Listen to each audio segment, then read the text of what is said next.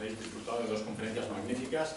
Yo he quedado impresionado con ellas y no podemos sino compartir el contenido, y además me han servido de prólogo al tema que vamos a tocar ahora. Me diréis, pero ¿qué diablos nos interesa a nosotros un señor que vive a más de 3.000 kilómetros de aquí? Un país que está en las antípodas de España, con el que no tenemos contacto geográfico, cultural, político, al margen de la religión. También he de advertir que tocar este tema hoy aquí en el occidente, miembro de la OTAN, supone solo problemas y no nos va a reportar nada bueno. Es posible que a causa de esta conferencia y de otras, yo no pueda ir a Nueva York a disfrutar de Estados Unidos porque me consideren persona non grata. No me pierdo nada, ¿no? Porque Nueva York no me interesa mucho. Quizá Wyoming, Montana, el medio oeste me interesaría más que Nueva York. Y a su vez, es posible que no nos dejen entrar en Rusia, porque para el mundo postsoviético y para el mundo ruso actual con Putin a la cabeza, los culpables, entre comillas, son los nazis, cuando menos en Ucrania. Pero hay que definir muy bien las palabras, los conceptos y sobre todo los intereses. Es posible que en Ucrania existan patriotas ucranianos que de alguna forma están ligados a las ideologías históricas de la Segunda Guerra Mundial, como es el nacionalsocialismo. Cuando menos la prensa rusa actual capta de vez en cuando fotografías de una mochila de un soldado que luce banderas históricas del Tercer Reich. Nosotros no sabemos si se trata de mero folclore o si detrás de ese folclore hay quizá alguna convicción ideológica. Tampoco podemos negar que el pueblo ucraniano recuerda con horror el Holodomor, el asesinato de millones de personas a manos de los servicios secretos y de la policía soviética, buena parte de los cuales eran de origen no ucraniano. Esto queda en la memoria histórica de los pueblos. También hay que tener en cuenta que todos los pueblos de la Europa Oriental tienen muy fresco el recuerdo de la ocupación soviética durante 40 años. Desde el Báltico, Polonia, Rumanía, Hungría, Checoslovaquia, todos ellos fueron ocupados durante 40 años por tropas rusas, soviéticas, pero eran rusos. Eso es difícil de olvidar, de ahí que el miedo que se pretende hoy en día inyectar a los pueblos de Europa Oriental y a los ucranianos es una tarea fácil para las fuerzas globalistas o aliadas occidentales de la OTAN. ¿Quién es Putin? Lo habréis leído en cualquier Wikipedia, pero Putin es un señor que nace en 1954, tiene ahora 68 años, creo. Es de formación jurista, es un hombre de derecho, que su visión del mundo, sus discursos y su apreciación de la diplomacia internacional está muy influenciada por esta formación jurídica de sus estudios. Fue promocionado hasta acabar en los servicios de seguridad de Rusia y en el año 99-2000, os recordaréis al famoso presidente de Rusia, Yeltsin, que era un desastre, era prácticamente el mismo desastre que Biden hoy en día para Estados Unidos. Un señor que se tambaleaba, borracho, en medio de una conferencia, de un consejo de ministros, incluso con la visita de un jefe de Estado. Por razones del destino, Yeltsin decide un día aparecer en televisión y dice: yo me voy, creo que ha llegado la hora de retirarme, y entre los colaboradores y burócratas de la maquinaria rusa decide escoger a Putin para que se presente a las elecciones presidenciales. Putin dice: oiga, yo no tengo ningún interés en la política, tengo una familia, lo que quiero es salir con ella a un café, a un restaurante, pasear por la calle. Yo no sé si estoy preparado para dirigir este inmenso país realmente. O sea, Putin se niega, en principio, a aceptar esa proposición de Yeltsin de presentarse a las elecciones presidenciales.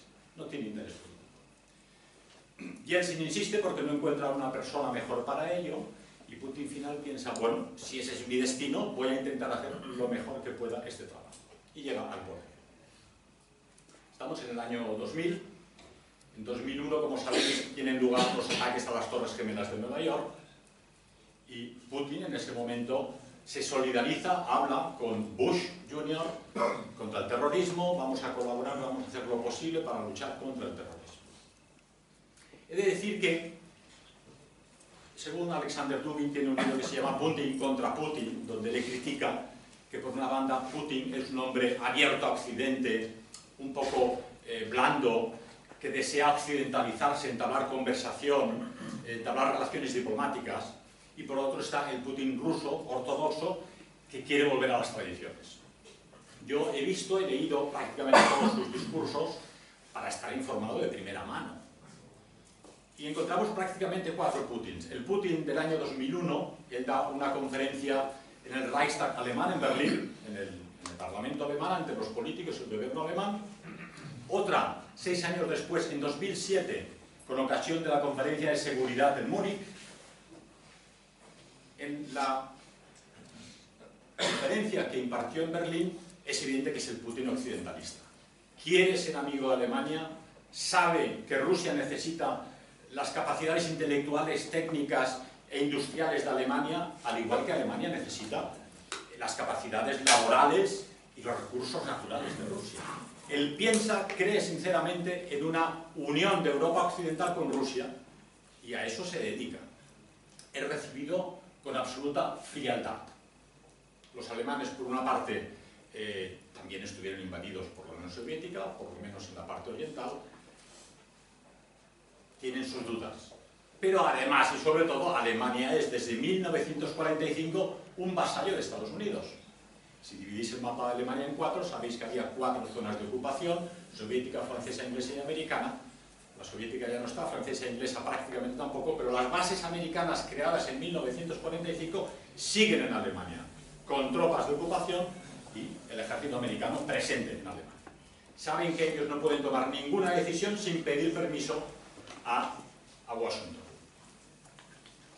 Bien, Putin se va, pero ya durante los años posteriores él habla siempre de nuestros socios, nuestros amigos, nuestros colegas de Occidente, nuestros partners de Estados Unidos. Una cosa increíble, porque constantemente le dan un portazo en las narices. Pero él sigue insistiendo en nuestros socios, nuestros amigos, nuestros partners de Estados Unidos, de Europa Occidental. En 2007, como he dicho, 6 años después, en esta conferencia de Múnich, Putin cambia radicalmente, sigue insistiendo en la necesidad de colaborar, pero les echa la bronca.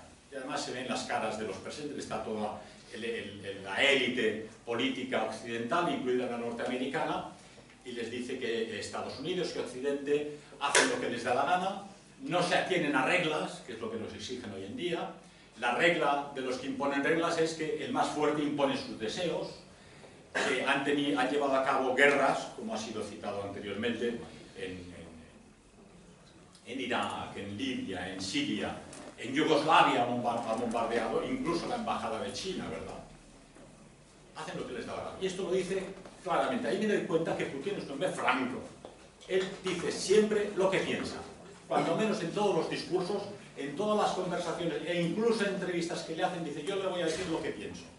Y a diferencia de muchos políticos occidentales, la intuición y el lenguaje corporal te lleva a decidir: este hombre está diciendo realmente lo que piensa y no es condenado. Es realmente una percepción mía, una percepción que otros quizá no tengan, pero que si pasáis por la investigación de sus discursos y entrevistas, os daréis cuenta de esto que yo os digo. Y de 2007 nos vamos al discurso que él hace anualmente, en otoño, del Estado de la Nación, en 2014-2015. Había tenido lugar ya la anexión de Crimea. Por cierto que en Occidente la anexión de Crimea se considera una acción contra el derecho internacional, pero olvidan que los habitantes de Crimea, todos de etnia rusa, votaron en un 80 y pico % en favor de unirse a Rusia. Fue un referéndum respetado, establecido e incluso no discutido por las potencias occidentales. Los rusos de Crimea dijeron: somos parte de la cultura rusa, queremos unirnos a Rusia. Pero desde entonces la situación en Occidente cambia. Y finalmente tenemos El discurso de Putin en Valdai, hace apenas un mes, en Valdai tiene lugar en una zona de Rusia anualmente una concentración de intelectuales, ingenieros, científicos, políticos, donde se habla pues un poco de todo.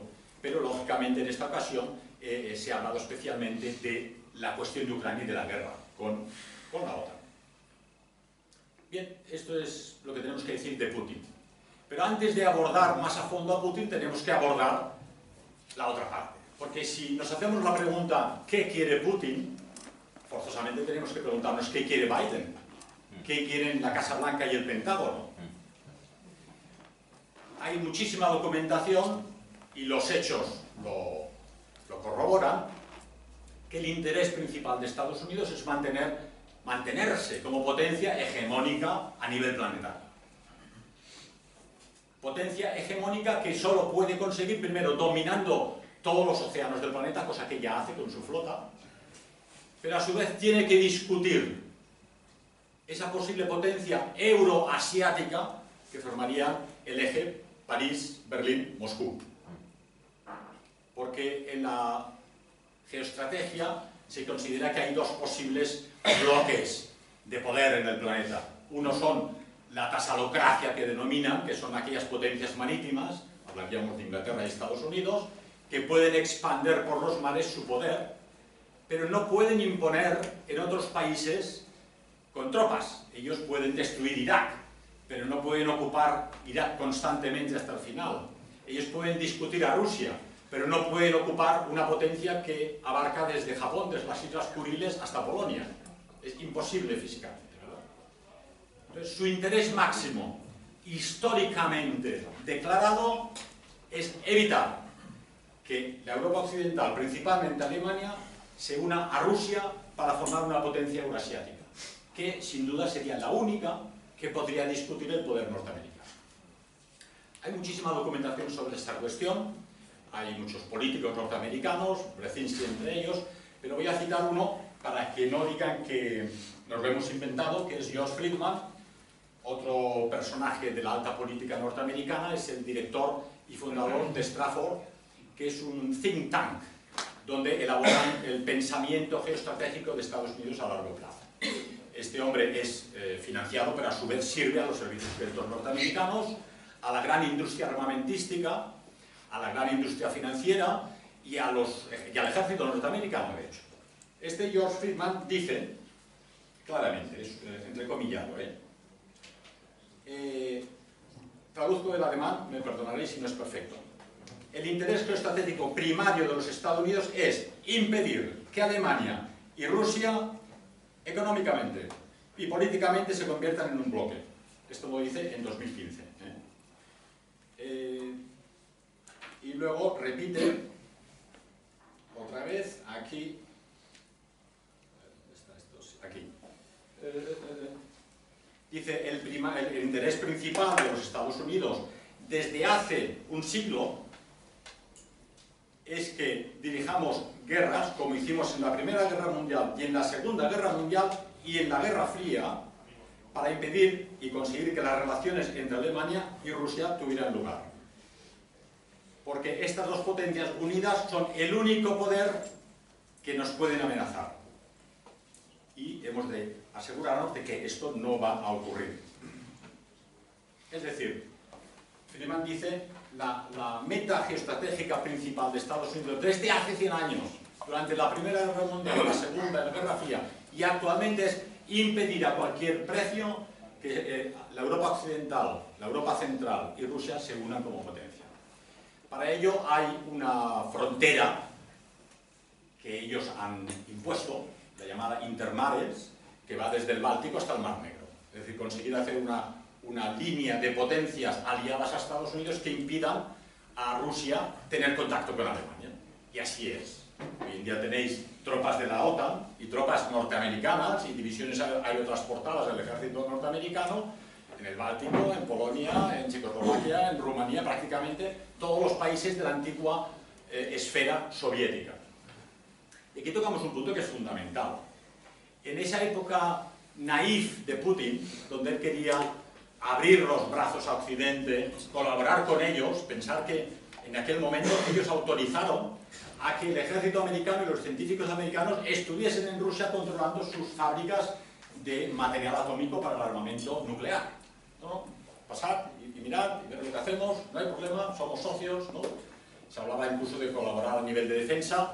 En la época de Clinton, Putin le propuso en una de las entrevistas: queremos ser parte del proyecto de defensa global y unirnos a la OTAN para ser realmente aliados. Clinton, un poco naif, dijo: pues vamos a estudiarlo. Cuando llegó a Estados Unidos le echaron la bronca, de no se te ocurra, el enemigo es Rusia, ¿cómo vamos a aliarnos a él? Pero para que os deis cuenta hasta qué punto el Putin naif creía todavía en la posibilidad de colaborar con Occidente. Gorbachev y Clinton deciden en ese momento, dice: bueno, disolvemos la Unión Soviética, pero por favor no expandáis la OTAN hacia Oriente, hacia la frontera rusa. ¿De acuerdo? Sí, hombre, sí, por supuesto. Fue un tratado que hicieron Clinton y Gorbachev. No han cumplido absolutamente nada. Pusieron en una primera etapa Polonia, países bálticos y Rumanía, y luego pusieron Hungría, hasta el punto de que ahora ya las tropas de la OTAN están frontera con Rusia. Es decir, si alguien os explica, os pregunta, es que Putin es un provocador, está intentando invadir Ucrania, quiere, dicen algunos comentaristas, volver a la potencia soviética, en absoluto, no tiene ningún interés estratégico en volver al antiguo sistema comunista. En las entrevistas y en sus declaraciones constantemente se desdice del comunismo, dice: aquello fue un horror, en sus propias palabras, es aborrecible todos los crímenes que se cometieron, los campos de concentración, el gulag soviético, las limpiezas étnicas, las cárceles, las prisiones y las persecuciones. Aquello, pero forma parte de nuestro pasado, no podemos borrarlo. Y en ese punto hay que admitir que los rusos han sido, por ejemplo, más honestos que los alemanes. Ellos tienen la bandera rusa, pero si en algún sitio ha quedado la estrella de 5 puntas soviética, pues lo han dejado, porque es parte de nuestra historia. Otro punto a tener en cuenta importante, sobre todo para los ambientes patrióticos europeos o occidentales, es que hay que respetar que Rusia venció en la Segunda Guerra Mundial contra los fascismos europeos, en ese caso contra el nacionalsocialismo alemán. Lógicamente los patriotas alemanes o occidentales dicen: bueno, pues vencieron los malos, sí, ya lo sé que vencieron los malos, pero para los rusos, en una guerra donde cayeron 20 millones de rusos en aquella guerra, ellos se libraron de una invasión, y eso es así. Había una invasión alemana con sus aliados europeos en Rusia y los consiguieron echar. Habría que añadir que los consiguieron echar gracias al apoyo financiero, económico y militar de Estados Unidos, porque al igual que hoy en Ucrania, Rusia puso la sangre y los hombres, pero los tanques, los jeeps eran americanos, los tanques, los aviones y el petróleo. De lo contrario, probablemente, incluso en su inmensidad, Rusia pudo haber sido vencida por la Wehrmacht alemana.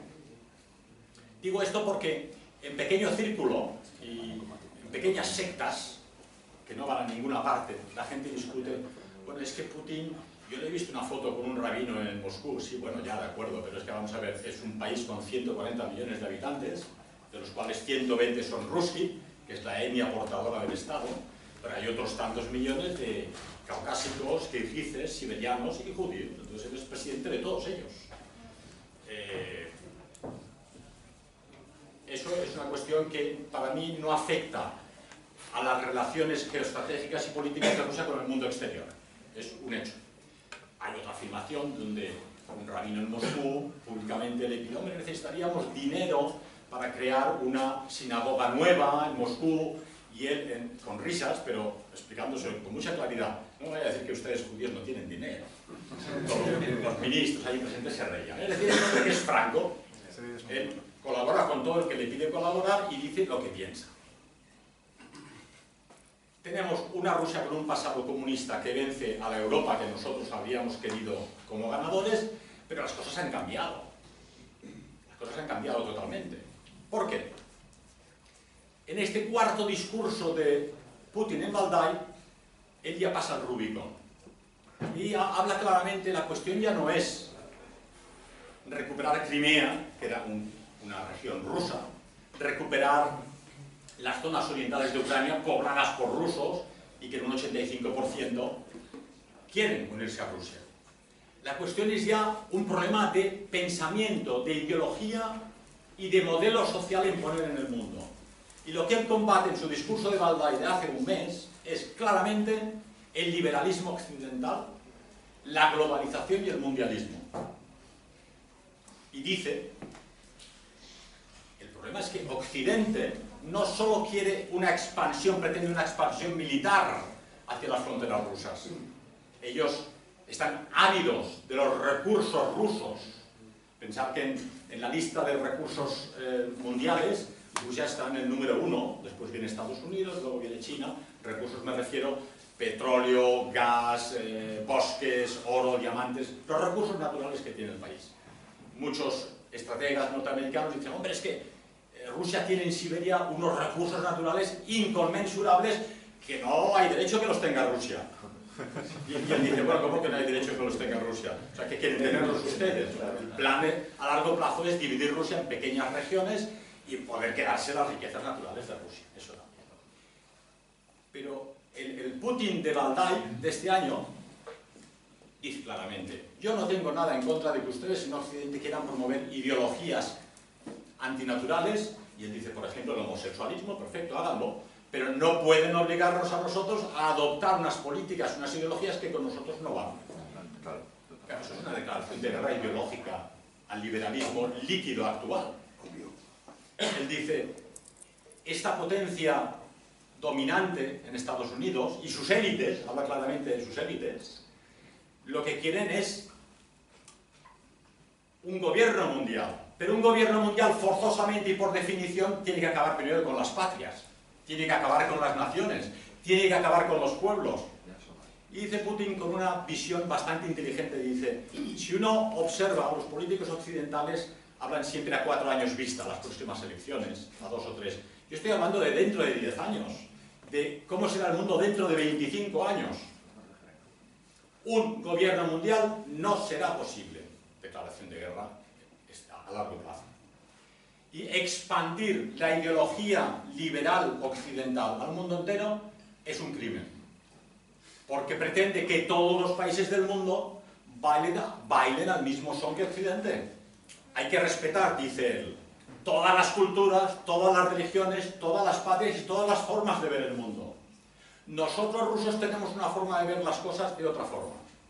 Tenemos una democracia en Rusia, la gente vota, pero no necesariamente son las democracias partitocráticas occidentales. Prueba de ello, evidentemente, Putin llegó al poder en el año 2000, acababa de salir el presidente Bush senior, entró Clinton, seguía Putin en Rusia, entró Bush Jr., seguía Putin en Rusia, entró Obama en Estados Unidos, seguía Putin en Rusia, entró Trump en Estados Unidos, seguía Putin en Rusia, y ha entrado Biden y sigue Putin en Rusia.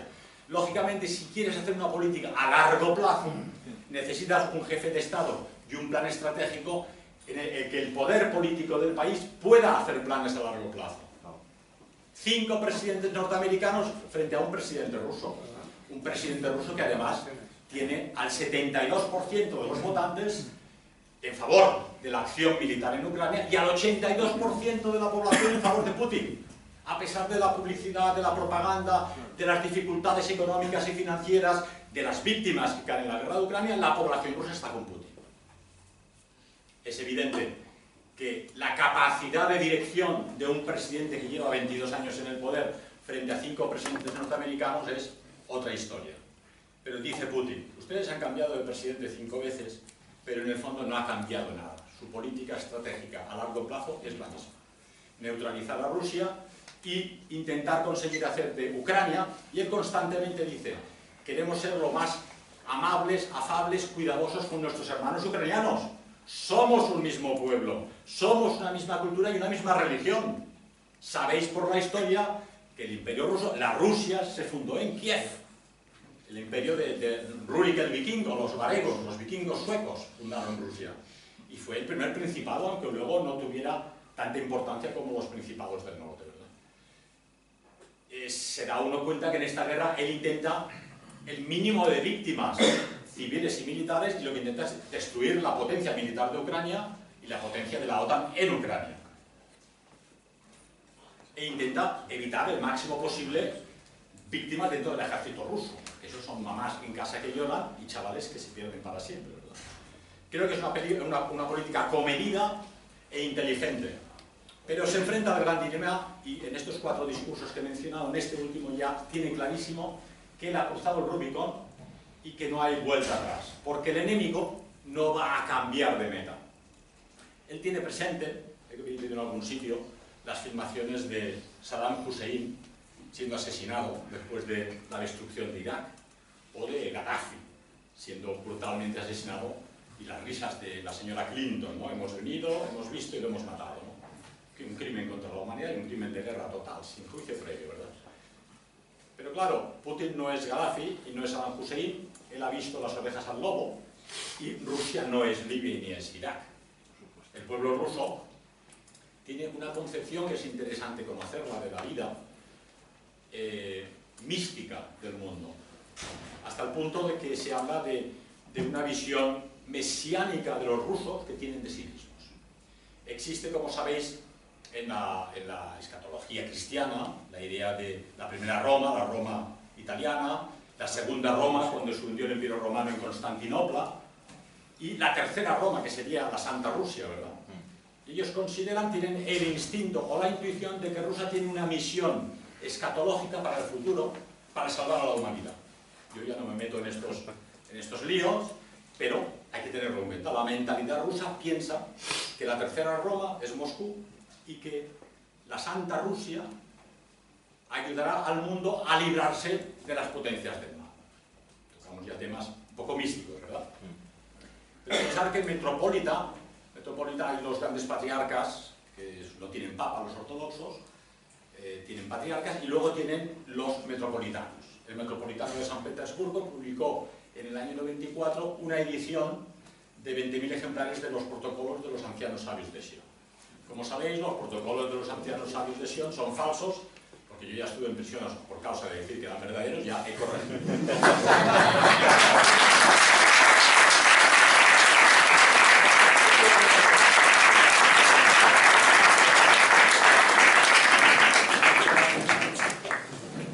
Lo que es interesante es que luego en el año 2007 vuelve a hacer una edición de 8.000 ejemplares. Yo no sé hasta qué punto los rusos leen estos libros y a qué público va dirigido, pero si el metropolitano de la Iglesia Ortodoxa en San Petersburgo edita este libro, que como todo el mundo sabe no es verdad, pues demuestra una tendencia a otra cuestión importante de la que es acusado Putin y los rusos desde Occidente, la conspiranoia. En el mundo ruso existe la idea de que existen las conspiraciones y que hay conspiraciones en Occidente contra la cristiandad y desde luego contra el mundo ruso. Muchos me dirán, bueno, estos protocolos, como todo el mundo sabe, son falsos, pero nadie explica cómo aquellos falsificadores en el siglo XIX podían saber cómo se realizarían en nuestra época y cómo se harían en verdad. Un misterio de las falsedades, ¿verdad? Nos encontramos, pues, en un momento interesantísimo, donde las patrias y las naciones occidentales se disuelven. Han hablado aquí en las conferencias de las ideologías que nos imponen y de la inmigración que disuelve la etnia española, celtíbera, visigoda, latino-romana. Un problema grave, ¿verdad? Hemos hablado de qué forma las naciones tienden a desaparecer, son disueltas las fronteras. Se impone la idea de que fronteras abiertas, sociedad abierta, como dice Soros, ¿verdad? Y todo esto en Rusia no les gusta. Y ellos siguen diciendo, cometen ustedes un error. Si ustedes quieren desaparecer, si ustedes quieren disolverse, es su problema. Pero nosotros les advertimos, este es un camino erróneo. Y con Rusia esto no va a suceder. Ahí ya vemos que no es tan importante que Putin celebre cada 8 de mayo la derrota de la Alemania de Hitler, ni es tan importante que saluden rabino en Moscú, ni es tan importante que fuera antiguo miembro de los servicios secretos de la KGB. Lo importante es lo que piensa y lo que dice y lo que quiere para el pueblo ruso y el pensamiento tradicional que defiende para el resto del planeta. Su visión a largo plazo es: hay que hacer un mundo multipolar frente al mundo monopolar que quieren los norteamericanos. Los norteamericanos quieren únicamente un poder, una potencia hegemónica, con sus vasallos de Europa Occidental. ¿Qué vasallos y no otra cosa son los países europeos? Porque hacemos aquello que nos dicen. Una prueba de ello, lo cité en la conferencia en Madrid la semana pasada, pues el acto de terror contra las tuberías Nord Stream 1 y 2, ¿no? Que proporcionaban a Alemania de gas de Rusia barato y que van a hundir la industria alemana. Esto sería en otra época un casus belli. Oiga, usted me ha puesto una bomba en una infraestructura esencial para la subsistencia de la industria europea. Los anglosajones les tienen sin cuidado. Sabéis que Liz Truss, la primera ministra británica, envió un mail tonto a Blinken, otro personaje en Estados Unidos, no WASP, diciéndole, ya está hecho. Un minuto después de que explotaron las tuberías, ya está hecho. Esto lo captaron los hackers y ya tuvo que dimitir esta señora. No hicieron más que confirmar lo que ya advertían los rusos. Los norteamericanos os van a utilizar, os van a hundir comercialmente, militarmente y financieramente, y lo que quieren es que no seamos amigos. Esa es la visión a larguísimo plazo.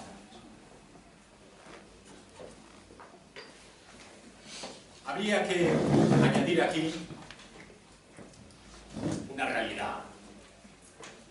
Rusia militarmente no puede combatir contra Estados Unidos. Primero, Estados Unidos es un país con prácticamente doble de habitantes, de 140 millones, creo que Estados Unidos está en 340 millones de habitantes. La inversión en armamento militar en Estados Unidos es de 650 billones y Rusia invierte 88 billones. Para Rusia es un 3% del PIB, es mucho, pero entre 88 y 650 es difícil. El desarrollo tecnológico de Estados Unidos está a años luz del ruso.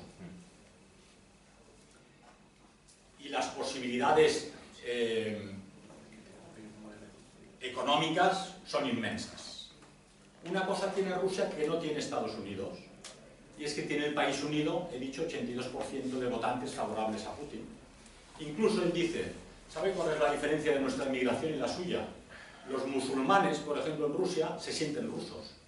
Son musulmanes, pero han estado aquí toda su vida. Este es su país, es su patria. Son musulmanes, pero primero rusos. Los suyos vienen de fuera e importan ustedes poblaciones halógenas que vienen de otras culturas, de otras naciones y de otros países. El musulmán que ha nacido en Rusia, él es ruso y va a combatir con los rusos. Otra cosa son los problemas con las repúblicas. Georgia, una guerra que también inició Estados Unidos, Afganistán, otras estas exrepúblicas soviéticas. Eso es importante tenerlo en cuenta. Y luego dice otra cosa muy interesante. Dice, y además, esto que defendemos nosotros, no lo defendemos solo nosotros. El enemigo y la élite occidental que quiere acabar con Rusia, a su vez va a acabar con ustedes. Dice, en Estados Unidos hay dos Norteaméricas. Hay la Norteamérica tradicional del medio oeste, que querría trabajar cultivando maíz y produciendo alta tecnología en Silicon Valley, y que les dejen en paz y que no les vengan con problemas. Y luego la otra mitad demócrata de Biden, de los globalistas de la alta finanza internacional, que pretende imponer una ideología disolvente a todos los países del planeta. Putin personalmente ve claramente que las cosas van a ir en la dirección que él indica, que los países se van a unir poco a poco alrededor de pequeñas potencias que discutirán a la potencia hegemónica, al hegemón norteamericano, su dominio. Quiero lanzar aquí un mensaje de cariño y amistad hacia el pueblo norteamericano. Yo he sido siempre muy pro-norteamericano, primero porque son europeos, son un apéndice cultural de Europa. Son cristianos, son blancos, son simpáticos, son amables, son trabajadores, son abiertos. El pueblo norteamericano es muy noble y quienes hayáis tenido la oportunidad de conocerles, habréis visto que el pueblo norteamericano sencillo es gente estupenda. Y que sufren, igual que sufrimos nosotros, los mismos problemas. Están siendo utilizados como carne de cañón por una potencia, una élite dentro de su propio país, para imponer esas ideas alrededor del mundo. La prueba de lo que dice Putin, los BRICS, Brasil, Rusia, India, Sudáfrica, Turquía ahora parece ser, y acaban de apuntarse, como se apunta uno a un club, 12 nuevos países quieren ser parte del BRICS.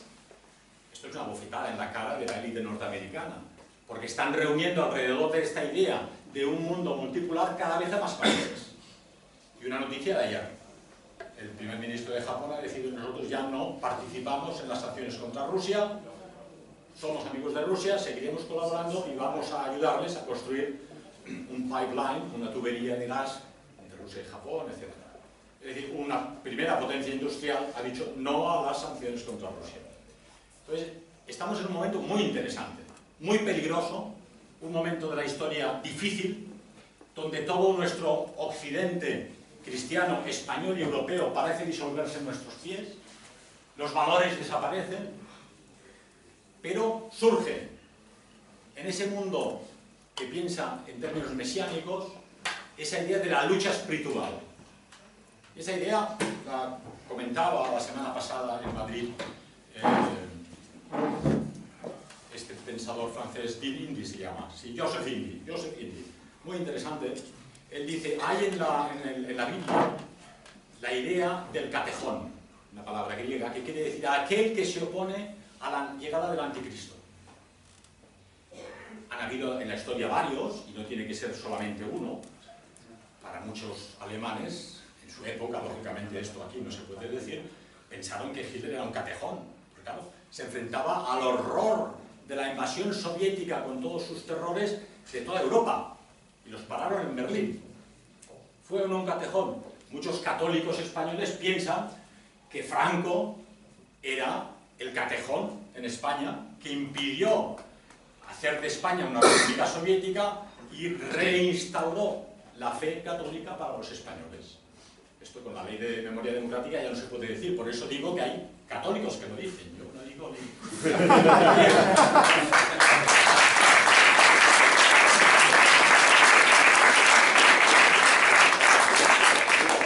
Joseph Indy decía con razón, es muy posible para el alma rusa que piensa en categorías místicas que el gobierno ruso, en este caso Putin, fuera un nuevo catejón que se opone a la disolución de los valores.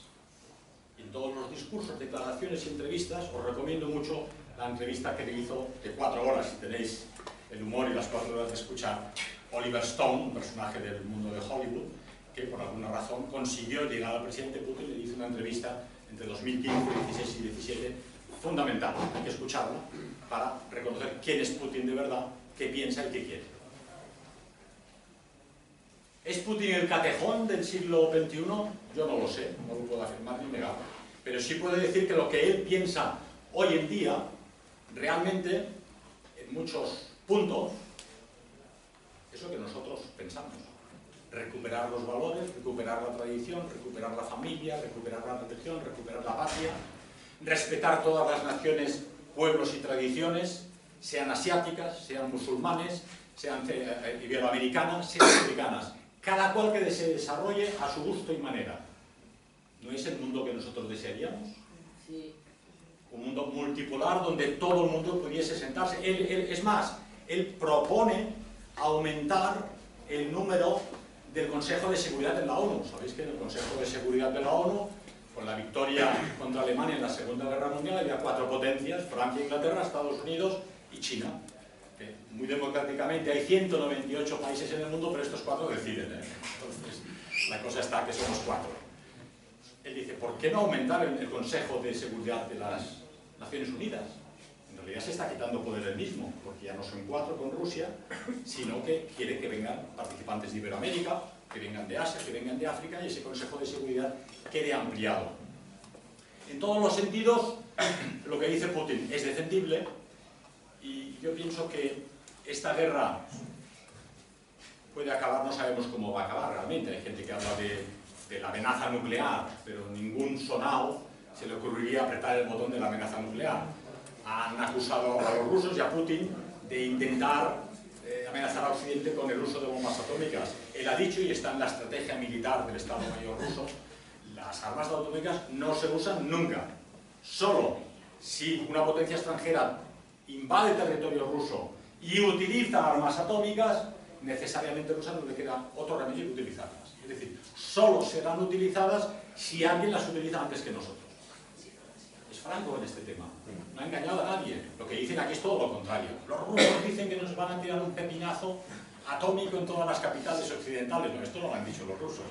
Los rusos dicen, si ustedes atacan Rusia, la ocupan y además disparan armas atómicas, Rusia en su estrategia militar tiene forzosamente que responderos con las mismas armas. ¿A dónde nos lleva esta situación? Vosotros sois aquí mayoritariamente jóvenes. Tenéis el futuro por delante, ¿verdad? Y vais a vivir el desarrollo de esta guerra en Ucrania. Yo comprendo hasta cierto punto que los ucranianos pensaban, Rusia les propuso formar parte de la Unión Económica rusa con Kazajstán y otras ex-repúblicas soviéticas, contrato de favor, poder importar y exportar productos. Sabéis además que cuando se unió la Unión Soviética, Rusia se arrogó todas las deudas de Ucrania y de las demás repúblicas y las ha pagado religiosamente hasta el final, ¿verdad? O sea, Rusia solo ha hecho que mimar a Ucrania. Pero como sabéis, en 2014 hubo un golpe de Estado en Maidán, organizado por los servicios secretos británicos. Es más, es el golpe de Estado donde menos se han escondido, porque Viktor Nuland iba por las calles de Kiev repartiendo dinero, con gente extraña que disparaba de las azoteas para que hubiese caos, ¿verdad? Fue un golpe de Estado con el presidente elegido democráticamente, ¿no? Entonces, le han dicho a Ucrania que si te haces de la OTAN y si te haces de la Unión Europea, tendrás los productos europeos, podéis venir, seréis parte de Europa, ¿no? Pero es un error tremendo del que ya advirtieron en su día Kissinger y otros geoestrategas norteamericanos, diciendo si Occidente entra en Ucrania tendremos problemas con Rusia, y así ha sido. De forma que la lucha actual está sencillamente la Unión Europea y la OTAN, que pretenden entrar en Ucrania para acabar de rodear a Rusia y dejarla cercada, y Rusia, que intenta defender su último espacio vital, su última frontera libre hacia el Mar Negro y hacia el Mediterráneo, y que no quiere que los cohetes norteamericanos estén a 300 kilómetros de Rusia o a 500 kilómetros de Moscú, porque a nivel supersónico, como sabéis, son segundos, son pocos minutos. Quieren los cohetes americanos lejos. Otro tema interesante, aunque puede ser aburrido para vosotros, el programa del paraguas atómico norteamericano, que pretende protegerse de todo el planeta con cohetes atómicos. Y esos cohetes atómicos han sido instalados en todas estas potencias, otrora socias de Rusia, apuntando hacia Rusia. Claro, toda la discusión de los rusos durante los últimos 20 años ha sido: hablemos tranquilamente, pero estos cohetes no los queremos en la frontera. Porque ya no están en Estados Unidos, están en la frontera con Rusia, ¿verdad? Oídos sordos, Estados Unidos ha hecho lo que le ha dado la gana y ha impuesto estos cohetes. Desde mi punto de vista personal, no conozco a Putin. He estado en Rusia una vez, en lo que es Kaliningrado, había sido la antigua Prusia, y en el año 78, y veías a los niños rusos descalzos, rubitos, muy monos, pidiendo Heinemark, Heinemark. Me gustó. El único problema que vi es que los hombres a la hora de desayunar ya estaban borrachos en las esquinas. Y las pobres señoras trabajando. Sí. Espero que eso haya mejorado, pero el alcohol en Europa Oriental, al igual que en Escandinavia, es un auténtico problema. Los rusos han tenido siempre un alma que de alguna forma ha simpatizado con la española, y decimos, estamos en las antípodas. Son dos países, tenéis explicaciones y versiones de los soldados de la División Azul diciendo lo bien que se llevaban con las paniencas, ¿no? Con las chicas rusas y con la población rusa en general. Y luego una cosa que escuchaba esta mañana de Prada, como sabéis es un autor intelectual tradicionalista que escribe en el ABC. Son las dos únicas potencias que defendían todavía la tradición cristiana europea, mientras que España se ha rendido al liberalismo, Rusia no lo ha hecho. A pesar de la hecatombe del comunismo, de 70 años de persecución contra el cristianismo en Rusia, Rusia no ha renunciado al cristianismo. ¿Cuál es el mensaje de hoy para todos nosotros? No renunciéis. En este mismo artículo de Prada afirma: cuando el Quijote se encuentra en Barcelona, en el suelo, y ya vencido, y le obligan a reconocer que Dulcinea del Toboso no es la más hermosa del mundo, sino una campesina feísima. Dice: yo, aunque esté rendido y tumbado en el suelo, no puedo renunciar a mis ideales. De forma que, aunque estemos vencidos, acorralados, perseguidos, y probablemente el lunes en Málaga condenados, no podemos renunciar a nuestras convicciones, ni a nuestros ideales, ni a la lucha para el futuro. Gracias.